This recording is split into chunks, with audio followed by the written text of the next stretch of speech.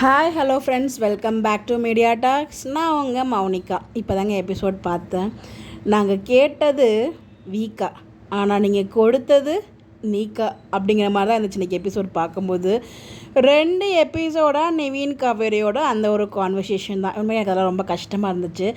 விஜய் கிட்டே என்னைக்காச்சும் இப்படி மனசு விட்டு பேசுகிற மாதிரி ட்ராக் வச்சுருக்கீங்களா? ஒன்று மனசுக்குள்ளே பேச வைப்பீங்க, இல்லைனா ஒரு மிஸ் அண்டர்ஸ்டாண்டிங்கில் கொண்டு போகிறீங்க. இதெல்லாம் விஜய் கிட்டே பேசினவங்க எந்த அளவுக்கு விஜய் ரெஸ்பெக்ட் பண்ணுறாங்க அப்படிங்கிற விஷயத்த அதை விஜய் கிட்டே சொல்லாமல் நிவின் கிட்டே சொன்னால் என்னங்க எங்களை வச்சு செய்யணுன்னே முடிவு பண்ணிட்டீங்களா டீம்? அதுதான் நல்லா தெரியுது.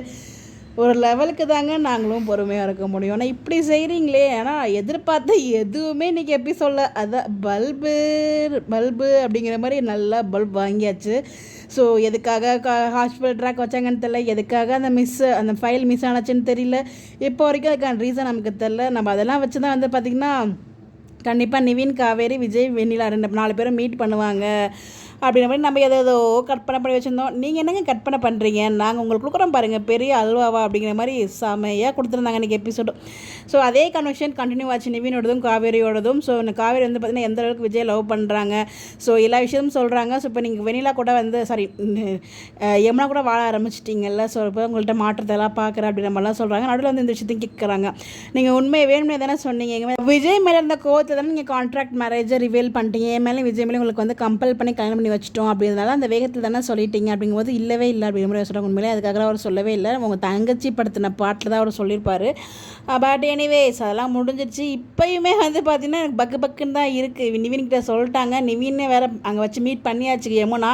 ஸோ கண்டிப்பாக திருப்பி அவங்க டான்ஸ் ஆடுவாங்க, ஒரு டான்ஸு. அந்த டான்ஸில் திருப்பி ரொம்ப கேவலமாக பேசும்போது உணர்ச்சி வசப்பட்டு அந்த விஷயத்தை ரிவீல் பண்ண மாதிரி இந்த விஷயம் ரிவீல் பண்ணிடுவாரோ அப்படிங்கிற பயம் எனக்கு கூட இருந்துட்டு தான் இருக்குது. பட் ஆனால் காவேரி தெளிவாக சொல்லிட்டாங்க, இந்த விஷயம் ஏன் மூலிமா மட்டும்தான் விஜய்க்கு தெரியணும், வேறு யார் மூலியமாகவும் தெரியக்கூடாது. ஸோ நீங்கள் யார்கிட்டயுமே சொல்லக்கூடாது, எந்த சுச்சுவேஷனில் நீங்கள் சொல்லக்கூடாது அப்படிங்கிற மாதிரி சொல்லி வச்சுருக்காங்க. பட் டீம் எப்படி மூவ் பண்ணுறாங்க அப்படின்னு வெயிட் பண்ணி பார்ப்போம். நம்ம காவேரி விஜய் கிட்ட சொல்லணும், அந்த ஃபீலிங்ஸ் எல்லாம் பார்க்கணும். நம்மளும் எதிர்பார்த்துட்டு இருந்தோம், அந்த எதிர்பார்ப்பு வச்சுக்கக்கூடாது போல். அந்த அளவுக்கு தான் டீம் மூவ் பண்ணிகிட்டு இருக்காங்க. ஸோ ரொம்ப கஷ்டமாக தான் இருக்குது. இன்னொரு பக்கம் விஜய் நான் எந்த அளவுக்கு லவ் பண்ணேன். ஸோ விஜய் அதான் நிறைய பேசினாங்களே, அதே கான்வர்சேஷன் தான் போச்சு. வெண்ணிலாவா வெண்ணிலாவா நான் முடிவு பண்ணிட்டதுக்கப்புறம் தான் கூட நான் வாழ்வேன்னு நினச்சிங்கன்னா ரொம்ப கஷ்டம் காவேரி. ஸோ உங்களுக்கு தாலி கட்டிட்டு உங்களுக்குன்னு நினச்சி வாழ்ந்தீங்கன்னா, உங்களுக்காக நீங்கள் போராடினீங்கன்னா நல்லாயிருக்கும். அப்போ தான் பார்க்க இன்ட்ரெஸ்டிங்காகவும் இருக்கும் நான் நினைக்கிறேன். பட் அந்த மாதிரி பண்ண மாட்டாங்க. அவங்க விஜய் டிவி ஹீரோயின் தியாகிகள் தானே. ஸோ விட்டு கொடுத்துட்டு தான் போவாங்க. இது எங்கே போய் முடிய போதோ தெரியல. கோவம் வருதுங்க.